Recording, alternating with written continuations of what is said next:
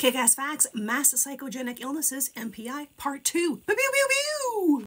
Just a reminder, MPI is the spread of illness symptoms through a population where no infectious agent responsible for contagion can be found. Many MPI outbreaks begin with an environmental trigger, like a bad smell or a rumor of exposure to a poison. If you hear about someone getting sick, or you see someone getting sick, it may be enough to make you feel sick too. Most outbreaks stop when people get away from the place where the illness started, or after they see a doctor and the doctor reassures them they don't have a dangerous illness.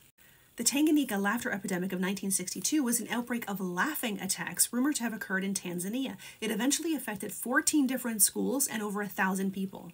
On the morning of October 7, 1965, at a girls' school in Blackburn, England, several girls complained about dizziness and some fainted. Within a couple of hours, 85 girls from the school were rushed by ambulance to a nearby hospital after fainting.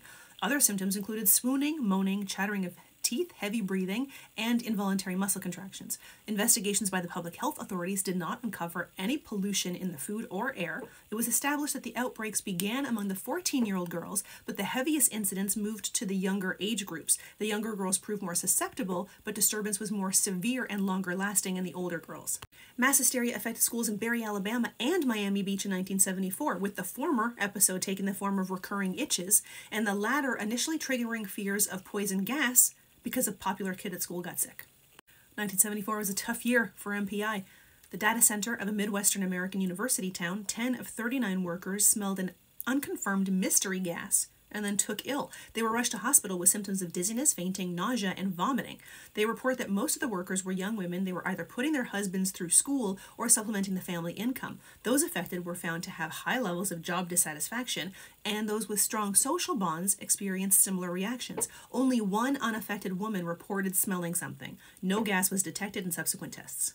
Thousands were affected by the spread of a supposed illness in a province of Kosovo between March and June 1990. It exclusively affected ethnic Albanians, most of whom were young adolescents. A wide variety of symptoms were manifested, including headaches, dizziness, impeded respiration, weakness, burning sensations, cramps, chest pain, dry mouth, and nausea. After the illness had subsided, a bipartisan federal commission released a document offering the explanation of psychogenic illness. After the first Iraqi missile hit Israel during the Persian Gulf War, it was believed to contain chemical or biological weapons. Though this was not the case, 40% of those in the vicinity reported breathing problems. Right after the October 2001 anthrax attacks, there were over 2,300 false anthrax alarms in the United States. Some reported physical symptoms of what they believed to be anthrax. Also in 2001, a man sprayed what was later found to be window cleaner in a subway station in Maryland. 35 people were treated for nausea, headaches, and sore throat. Around 2009, a spate of apparent poisonings at girls' schools across Afghanistan began to be reported. Symptoms included dizziness, fainting, and vomiting. The United Nations, World Health Organization, and NATO's International Security Assistance Force carried out investigations of incidents over multiple years, but never found any evidence or toxins or poisoning in the hundreds of blood, urine, and water samples they tested. The conclusion of the investigators was that the girls were experiencing a mass psychogenic illness. A possible MPI occurred in 2011 at a high school in upstate New York in which multiple students began having symptoms similar to Tourette syndrome.